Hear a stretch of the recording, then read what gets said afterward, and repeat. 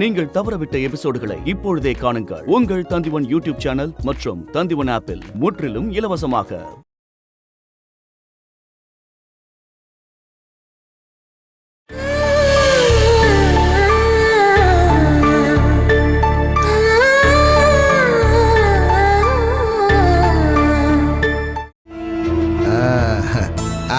நீயே அசந்துட்ட பாத்தியா?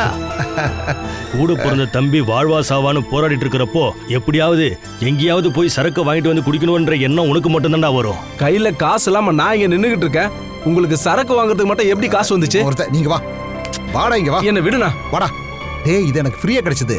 என் கூட வேலை பார்த்த ஒரு புண்ணியவான நான் எதேச்சியா ஒயின் ஷாப் வாசல்ல பார்த்தேன். அவ எனக்கு பாசமா வாங்கி கொடுத்தது தாண்டா இப்ப நான் இடுப்புல வச்சிருக்கேன்.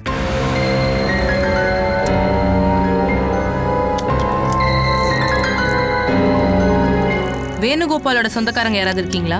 இங்க இருக்கிற எல்லாருமே அவனோட சொந்தக்காரங்க தான். வேணுகோபால் கண்ணு முழிச்சிட்டாரு. அவரு கண்ணை மட்டும் திறந்தாரா இல்ல ஏதாச்சும் பேசினாரா? அத நீங்க அவர்கிட்ட தான் கேட்கணும். ஓ, இங்க பாருமா, நாங்க உள்ள போய் அவனை பார்க்க முடியுமா? 5 மணிக்கு பார்க்கலாம் சார். எல்லாரும் போக கூடாது, ஒருத்தரா தான் போகணும். சிஸ்டர், ஒரு நிமிஷம். வேணுகோபாலுக்கு மயக்கம் தெரிஞ்சதுக்கு அப்புறம் போலீஸை கூட்டிட்டு வந்து அவங்ககிட்ட மரண வாக்குமூலம் வாங்கிக்கலாம்ல? நீங்க பேஷண்ட்டுக்கு என்ன வேணும்னு சொன்னீங்க? அவனோட கூட பிறந்த அண்ணன். நல்ல அண்ணன். அது வந்து சிஸ்டர் சதீஷ் அண்ணா, இதுக்கப்புறம் நீங்க ஒரு வார்த்தை கூட பேசக்கூடாது. வாயை திறந்தா தேவையில்லாத வார்த்தை தான் வருது. டேய், நம்ம எல்லாத்தையும் தெரிஞ்சுக்கணும்ல. அவனை குத்தணும்னா நம்ம அப்படியே விட்டுற முடியுமா என்ன? அப்பனா போய் கேளுங்க யார் குத்துனதுன்னு. தெரிஞ்சா அவனை தேடி பிடிச்சு கொல்லுங்க. ஓ,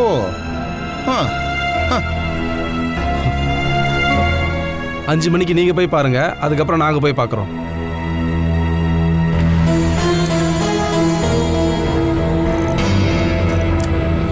டேய், வாடா. நீங்க போங்க. வாடாங்கறல்ல. நம்ம வெளியே போய் அப்படியே ஆளுக்கு ஒரு கட்டிங்க போட்டு வந்துருவோம். என்னடா?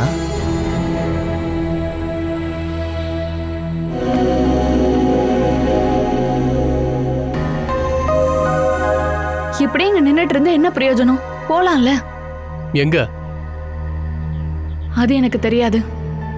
நீங்க சொன்ன மாதிரியே எனக்கான எல்லா சொந்தங்களையும் நான் முடிச்சுக்கிட்டேன்.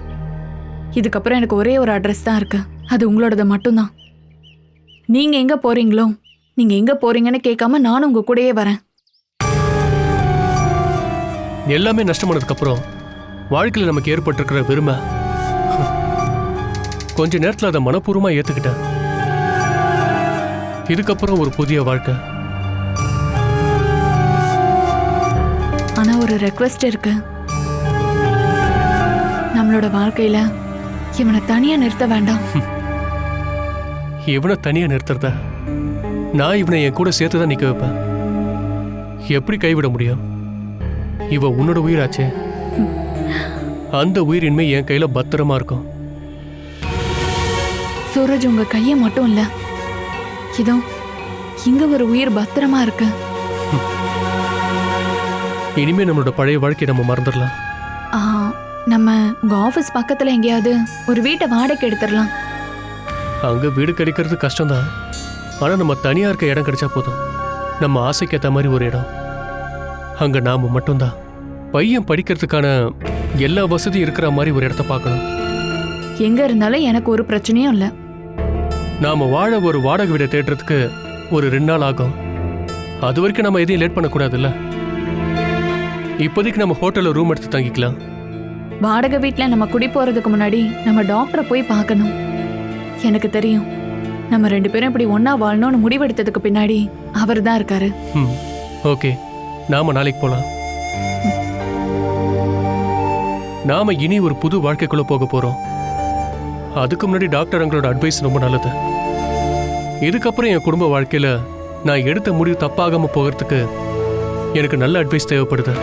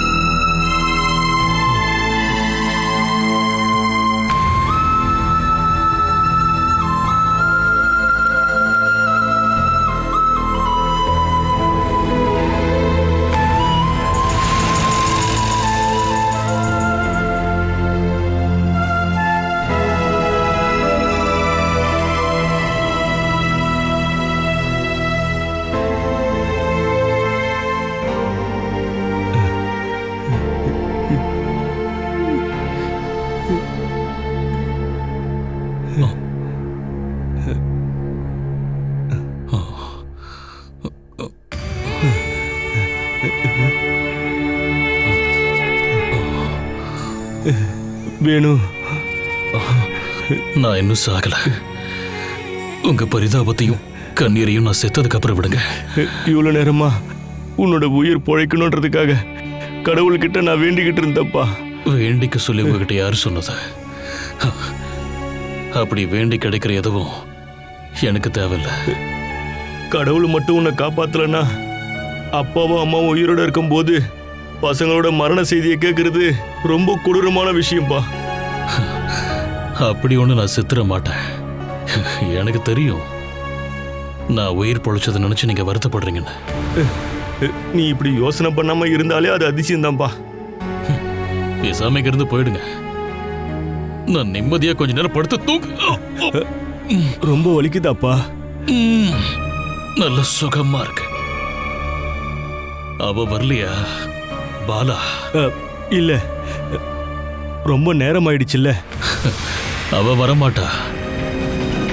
என்னோட மரண செய்தி கேட்கறதுக்காக அவ அங்க காத்துக்கிட்டு இருப்பால. வரமாட்டா. நான் செத்துட்டேன்னு சொன்னா உடனே கிளம்பி வந்துருவா. ஆனா அவளை நான் நிம்மதியா இருக்க விட மாட்டேன். அப்படி சடனா செத்து போற ஆள் நான் இல்லைன்னு இப்ப அவளுக்கு புரிஞ்சிருக்கும். வேணு மகனே, அவளுக்கு இப்ப நல்லாவே புரிஞ்சிருக்கும். அவளுக்கு நல்லா புரிஞ்சிருக்கும். அவளுக்கு நல்லா புரிஞ்சிருக்கும். வேணு, டேய் வேணு, மகனே. Sister, sister, sister. என்னாச்சு? பேசிக்கிட்டு இருக்கும் போதே மயக்கம் ஆயிட்டான். கூப்பிட்டாலாம் எந்திரிக்க மாட்டேங்கிறா.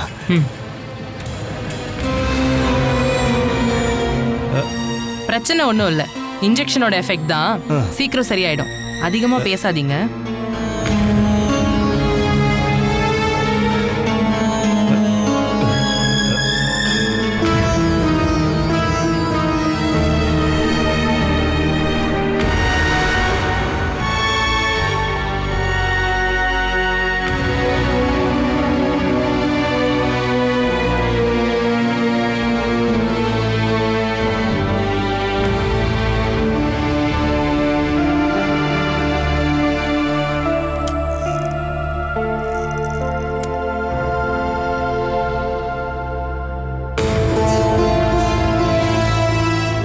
அண்ணா, உள்ள போனாரே நம்மளை பெத்த அப்ப அந்த ஆள் என்ன பண்றாருன்னு பார்த்தேன். ஆனா எதுவுமே தெரிய மாட்டேங்குதே. அண்ணே, இங்க வாங்க. இந்த ஆஸ்பத்திரி செலவுக்குலாம் என்ன பண்றது? வேணுக்கு தான் மயக்கம் தெரிஞ்சிருச்சுல்ல, அவங்ககிட்டயே கேட்டுருவோம். இப்பவா? இப்ப நம்ம கேட்கலன்னா அதிகமா செலவாயிடுச்சுன்னா யாருகிட்ட கேட்கறது? இங்க பாருங்க, வேணும்கிட்ட கேட்க முடியாது. இங்க பாருண்ணா, என்கிட்ட 10-100 அவ்வளவுதான் பேலன்ஸ் இருக்கு. வீட்டுக்கு ஃபோன் பண்ணி அம்மா கிட்ட பணத்தை கேட்டு பார்ப்போம். பணத்தை பத்தி பேசுனா அப்பவே அம்மா காது கேட்காது. அப்ப என்ன பண்றது? பாலாவை எப்படியாவது இங்க வர வைக்கணும். அதுக்காக நாம போய் அவளை கூட்டு வர முடியுமா? அவ வராம இருந்தா அண்ணனுக்கு ஃபுல் செலவு நாம தான் பார்க்க வேண்டியது இருக்கும். வேணுக்கு மயக்கம் தெரியாதுன்னு நினைச்சுக்கிட்டு தான் அவன் இங்க வராம இருக்கிறான். தெரிஞ்சா கண்டிப்பா வருவா. இல்ல வந்துதானே ஆகணும். இந்த பெருசு இந்த ஆள் அவங்கிட்ட நிறைய சென்டிமெண்ட் டயலாக் பேசுவான்னு நினைக்கிறேன். அவ திரும்ப மயக்க நிலைமைக்கு போகாம இருந்தாலே சரி. நாமளும் உள்ள போய் பார்க்கலாம். நீ வா. அண்ணே, ஒருத்தரை தானே பார்க்க சொன்னாங்க. நர்ஸ் எல்லாம் அப்படித்தான் சொல்லுவாங்க. அவங்க சொல்ற எல்லாத்தையும் நம்ம கேட்கறதுக்கு நாம என்ன அவங்க ஸ்டூடெண்டா என்ன? இது ஹாஸ்பிட்டல், போலீஸ் ஸ்டேஷன்லாம் ஒன்றும் கிடையாது. நீ வாடா, நம்ம உள்ள போய் பார்க்கலாம். அண்ணே, சொல்றதை கேளுங்கண்ணே. வேண்டாண்ணா, அவங்க சத்தம் போடுவாங்க. அவங்க சத்தம் தானே போடுவாங்க. நான் அதை விட அதிகமா சத்தம் போடுவேன். நீ வாடா, நம்ம உள்ள போய் பார்க்கலாம். அப்புறம் ஒரு விஷயம், அவனோட நிலைமையை பார்த்து நீ சென்டிமெண்டா டயலாக் எல்லாம் விட்டுறாத, புரியுதா? வா.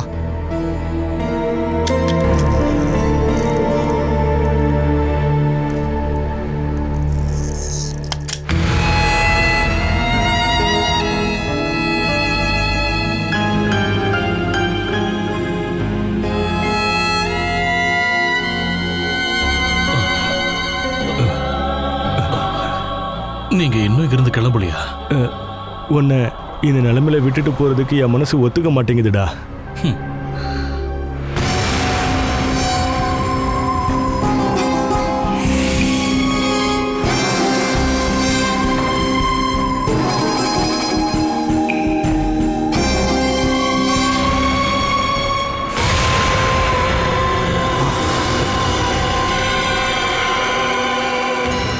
டேய் வேணுச்செல்லம், உன்னை யாரா இந்த மாதிரி பண்ணுது?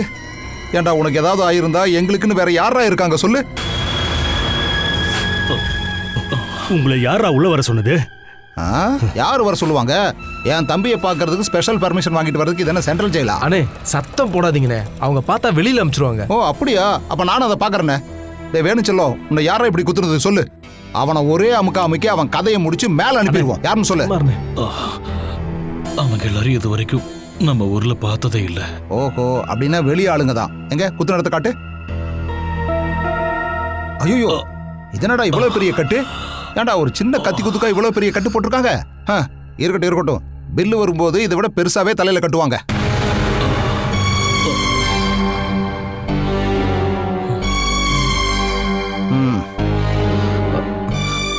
ரொம்ப வலிக்குதானே? பெயின் கில்லர்னு நினைக்கிறேன். இடுப்புல இன்ஜெக்ஷன் போட்டாங்கன்னா கொஞ்ச நேரத்துக்கு வலி இல்லாம நிம்மதியா இருக்கு. இனிமே நீ அதை பத்தி நினைக்கவே கூடாது. உன் வலையை மறக்கிறதுக்கான ஒரு நிவாரணையை இப்ப நான் கொண்டு வந்திருக்கேன். இதோ சுமாரா, நான் காசை கடன் வாங்கி உனக்காக மட்டும் தானே இதை வாங்கிட்டு வந்திருக்கேன். ஆனா சொல்றது கேளுங்க, அதை மறைச்சு வைங்க நீங்க. டேய் நீ போடா, என் தம்பிக்கு நான் இதை கொடுக்குறேன். சதீஷ், தேவையில்லாம வேலை பண்ணிக்கிட்டு இருக்காது. இது தேவையில்லாத வேலையா?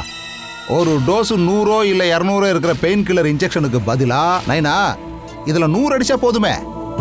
சதீஷ், முதல்ல இப்ப அதை எடுத்துட்டு வெளியே போ.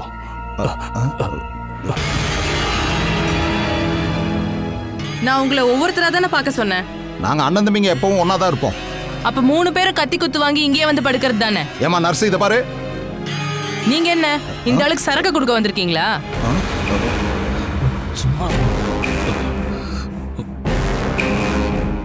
சீக்கிரமா போங்க, இல்லனா செக்யூரிட்டியை கூப்பிடுவேன். சதீஷனா நீங்க வெளில போங்க. அப்படியா? அப்ப ஹெல்ப் வந்தா நான் வந்து வெளியே போகணும். சதீஷ், உன்னை வெளியே போன்னு சொல்லிக்கிட்டு இருக்கோம். சரி போறேன். இன்னைக்கு ராத்திரி முழுக்க இங்கேயே தங்கி இருந்து என் தம்பியை பார்த்துக்கலாம்னு நினைச்ச என்ன வெளியே போக சொல்றீங்க? ஓகே, நான் கிளம்புறேன். இங்க பாரு, இனிமே என்ன இங்க எதிர்பார்க்காதீங்க. வேணுச்செல்லம், அண்ணன் கிளம்புறேன்டா. இதுக்கப்புறமா நம்ம வீட்டில் மீட் பண்ணலாம். அப்புறம் வெளியிருந்து வர்ற மருந்து எதையுமே இவனுக்கு கொடுக்கறதுக்கு சம்மதிக்காதீங்க. நீங்க இப்ப வெளியே போறீங்களா இல்லையா? போறமா, கிளம்பிட்டேன். தம்பி, நம்ம வீட்டில் மீட் பண்ணலாம். நவருடா. சாரி சிஸ்டர், அண்ணன் எப்பவுமே இப்படிதான். ஐசியூல இருக்கிற ஒரு நோயாளிக்கு சரக்கு கொடுக்க முயற்சி பண்ணிருக்காருன்னு ஒரு கம்ப்ளைண்ட் கொடுத்தா அந்த ஆளை போலீஸ் வந்து கூட்டிட்டு போயிடுவாங்க. ஐயோ ப்ளீஸ், இனிமேல் எந்த பிரச்சனையும் வராது. நீங்க 2 பேரும் கொஞ்சம் வெளியே போயிருங்க. இங்க யாருமே நிக்க கூடாது. ஏதாவது தேவைப்பட்டுச்சுன்னா நானே உங்களை கூப்பிடுறேன். அண்ணா, நாங்க வெளியில நிக்கிறோம்.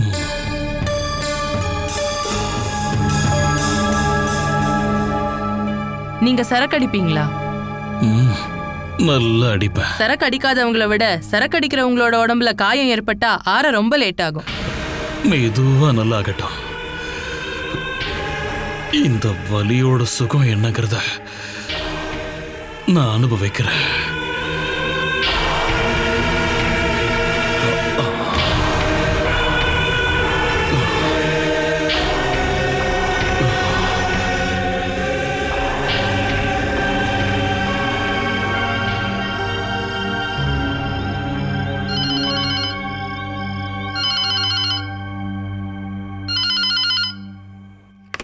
ஹலோ, பாலசுதாவோட வீடா?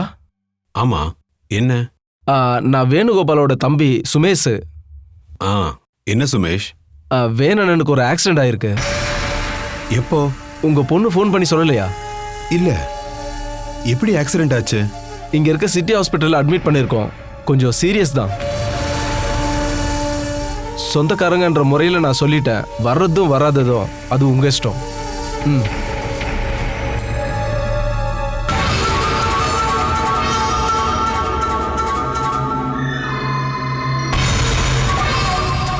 சுதா, சுதா, கொஞ்சம் இங்க வரியா?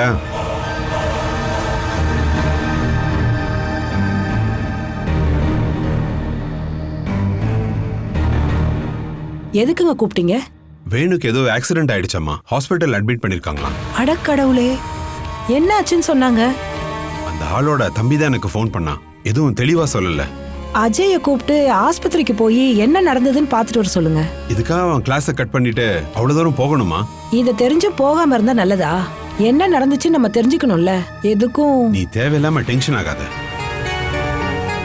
நாளைக்கு அதை நினைச்சு சங்கடப்படக்கூடாதுல்ல. இப்பவே நாம பண்ண தப்பால தான் பாலாவுக்கு அப்படி நடந்ததுன்னு சொல்லிக்கிட்டு இருக்கிறாங்க. நாம அங்க போய் அவங்க பேசுறதெல்லாம் கேட்டுட்டு இருக்க முடியுமா என்ன? அது முடியாது. ஆனா பண்ண வேண்டிய காரியங்களை பண்ணி தானே ஆகணும். சீக்கிரம் கிளம்பி ஆஸ்பத்திரிக்கு போயிட்டு வாங்க. மனசளவுல இஷ்டம் இல்லாத ஒரு ஆளை எப்படி நான் போய் பாக்குறது? மனசுல இருக்கிறத மறந்துட்டு எப்படி அவங்க கிட்ட பேச முடியும்? என்னால முடியாது. வேணுக்கு ஒரே சொந்தக்காரங்க நாம, போகாம இருக்க முடியாதுங்க. அவளுக்கே நம்ம தேவையில்ல, அப்ப அவளை கட்டினவன் மட்டும்? இதான் நீங்க கோவப்படுற நேரமா என்ன? அவரு நம்ம பொண்ணோட புருஷன். அவர் ஆஸ்பத்திரியில இருக்கிறாருன்னு கூப்பிட்டு சொல்லியிருக்கிறாங்க. அது அவங்களோட மரியாதை. போக வேண்டியது நம்மளோட மரியாதை. இல்லைன்னா அதை சாக்கா வச்சு வர எல்லா பிரச்சனைகளையும் நம்ம பொண்ணு தான் அனுபவிக்கணும்.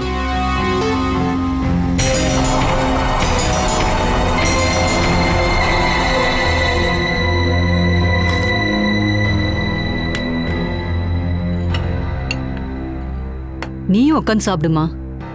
அம்மா நீங்க சாப்பிடலையா? நான் சுகர் மாத்திரை சாப்பிடறனால சீக்கிரமாவே சாப்பிட்டேன். வீட்ல இருந்து எதுவும் நியூஸ் வரலையா? என்னாச்சு? இல்ல அங்க கடுகு தாளிச்சாலும் அங்க கூப்பிட்டு சொல்ல ஒரு ஆள் இருக்காங்கல்ல. இன்னைக்கு ஒரு பெரிய சம்பவம் நடந்திருக்கு, அத பத்தி சொல்லவே இல்லையா? நம்மளோட போன்ல ஏதோ பிரச்சனை தான் எனக்கு தோணுது. அது எப்பவுமே சைலண்டா தான் இருக்கு. ஓஹோ, அதனாலதான் போச்சு. என்னடா விஷயம்? வேணுகோபால கத்தியால குத்திருக்காங்க. ஐயோ, உயிருக்கு ஆபத்தான நிலையில இப்போ ஹாஸ்பிட்டல்ல அட்மிட் ஆயிருக்கான். அவன் செத்தாதான் நல்லது. அதுக்கப்புறம் உன்னோட தொல்லை பாலாவோட வாழ்க்கையில இனிமே இருக்கவே இருக்காது. நீ ஏன்பா இப்படி தேவையில்லாமலாம் பேசிட்டு இருக்க? என்னதான் கொடுமைக்காரனா இருந்தாலும் அவனும் ஒரு மனுஷன் தானப்பா. எப்படியாவது அவன் பொழைக்கணும்னு வேண்டிக்கிறத விட்டுட்டு இப்படியா நீ பேசுவ? அவன் உயிரோடு இருந்தாதான் பிரச்சனையே. ரொம்ப ஆழமா குத்திருக்காங்கன்னு கேள்விப்பட்டேன். முதுகுலயும் ஏதோ பிரச்சனையா இருக்கு. ஒருவேளை உயிர் பழைச்சா கூட அவன் எழுந்துச்சு நடக்கிறது சந்தேகம்தான்.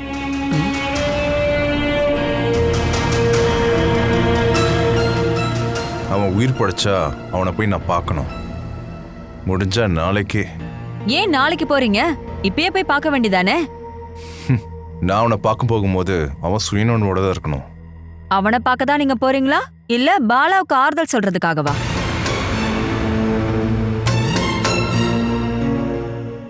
வேணுவோட ஆக்சிடென்ட் நியூஸ் கேட்ட உடனே ஓடி போய் அவளுக்கு ஆறுதல் சொல்லாம இருப்பீங்கன்னு யாருக்கு தெரியும்? நான் போனேன்டி. இவ்வளவு நேரமா பாலாக்கு ஆறுதல் சொல்லிட்டு அங்கேயே தான் இருந்தேன். ஆறுதல் சொல்லிட்டு மட்டும் இல்ல, அவன் செத்து போனா அவளுக்கு வாழ்க்கை கொடுக்கறதுக்கு நான் வாக்கு கொடுத்துருக்கேன். நீங்க அதையும் பண்ணிருப்பீங்க. எனக்கு இஷ்டமானதை நான் பண்ணுவேன். உன்னால என்ன பண்ண முடியும்? உங்களுக்கு மட்டும் இல்ல, இஷ்டமான விஷயத்த செய்யறதுக்கான ரைட்ஸ் அது என்னாலயும் முடியும். நான் அமைதியா இருக்கிறத பார்த்து ரொம்ப ஓவரா ஆடிட்டு இருக்காதீங்க. அடிச்சா என்னடி? என்ன அடிச்சுதான் பாருங்களேன். இங்க பாருங்கப்பா, தேவையில்லாத விஷயத்துக்குலாம் அடிக்கடி இப்படி சண்டை போட்டா என்னப்பா அர்த்தம்? ஜெயா, நீ எதுவும் பேசாம இருமா. நான் பேசாம இருக்கிறதுனால பிரச்சனை ஒண்ணும் முடியாது. ஒரு ஆள் இல்லாம போயிட்டா பிரச்சனை எல்லாமே தீர்ந்து போயிடும்.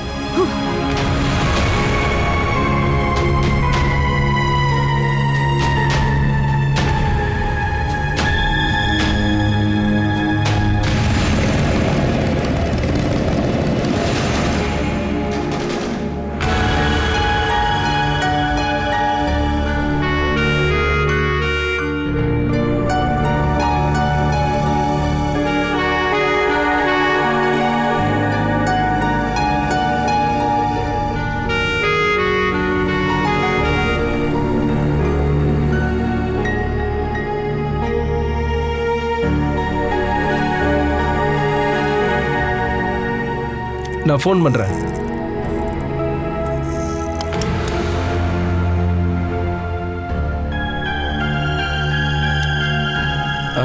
சதீஷ் அண்ணன் புத்திசாலி தான், சூப்பரா எஸ்கேப் ஆயிட்டாரு. ஆஷா எனக்கு கால் பண்ணிக்கிட்டே இருக்கா. கல்யாணம் ஆகி முதல்ல பிரிஞ்சிருக்கால, அதனாலதான். ராத்திரியானா பயமா இருக்குன்னு சொல்றா. அங்க தனியா ஒண்ணும் இல்லைல்ல, மத்தவங்களும் அங்க இருக்காங்கல்ல. என்ன பார்க்காத கவலை மத்தவங்கள பார்த்தா தீந்துருமா என்ன? எந்த குறையும் இல்லாத வீட்ல இருந்து வந்த பொண்ணு அவ, அதுவும் என்ன நம்பி வந்தவ. அவளை தனியா விட்டுட்டு ராத்திரி நான் இங்க இருந்தா ஆஷா ரொம்பவே சங்கடப்படுவா. புருஷன் அங்க கண்ணு முழிச்சிட்டு இருக்கிறாரு, என்ன பண்ணுவாரு ஏது பண்ணுவாருன்னு தெரியாம கவலைப்படுவா. அதை விட இன்னும் கவலையா இருக்கும் உங்க அண்ணன் சீக்கிரமா வீட்டுக்கு போனதை பார்த்து. அது எல்லாருடைய சுபாவம் தானே. மூத்த அண்ணனுக்கு இல்லாத அக்கறை உங்களுக்கு மட்டும் ஏன்னு கேட்டா நான் என்ன பதில் சொல்றது சொல்லுங்க? உன் கையில பதில் இருக்கு. ஆனா அத ஆஷா கிட்ட சொல்லுவியான்றது தானே இப்ப பிரச்சனை. என்ன ஆனாலும் நான் அண்ணன் கூட தங்கறதா முடிவு பண்ணிட்டேன். இதுக்கப்புறம் ஆஷா வருத்தப்பட்டா நஷ்டம் எனக்கு தான். படுத்து கிடக்கிற உன் அண்ணன் கிட்ட இருந்து இப்போ வரைக்கும் ஒரு அசைவும் இல்ல. அதனால உனக்கு கையில இருக்கிற லாபத்தை தொலைக்காம இருக்கிறது தான் புத்திசாலித்தனம். அப்பா மனசு வச்சா நான் வீட்டுக்கு போவேன். நீங்க தான் சொல்லணும். முதல்ல என்னை பார்த்து கேலி பண்ணாம என் முகத்தை பார்த்து இப்பதான் முறையா சிரிக்கிற. நீ போயிட்டு வாடா. எதுக்காக மனசே இல்லாம இங்க இருந்து காவல் காக்கணும்? போயிட்டு வா போ. ஏதாவது அர்ஜென்ட்டா தேவைப்பட்டுச்சுன்னா ரிசப்ஷன் பக்கத்துல டெலிஃபோன் இருக்கு. அங்க போய் நீங்க வீட்டுக்கு ஃபோன் பண்ணா போதும். இப்போ போனா படகு எனக்கு கிடைக்கும். ஆஷாவோட பிரச்சனையும் தீரும். இடையில வேணும்னு என்ன கேட்டா இப்பதான் வெளியில போனேன்னு சொல்லுங்க. அப்பாவுக்கு குடிக்க ஏதாவது வேணுமா? குடிச்சு கும்மால் அடிக்க தின்னு சந்தோஷப்பட இங்க ஒன்றும் கல்யாணம் நடக்கலையே. பாரு, உள்ள பெட்டுல இருந்து எழுந்துக்காம இருக்கிறது என்னோட பையன். அவனை நான் பாத்துக்கிறேன். நீ போயிட்டு வா. லேட்டா போனா உன் பொண்டாட்டி கவலைப்படுவா. சீக்கிரமா போ.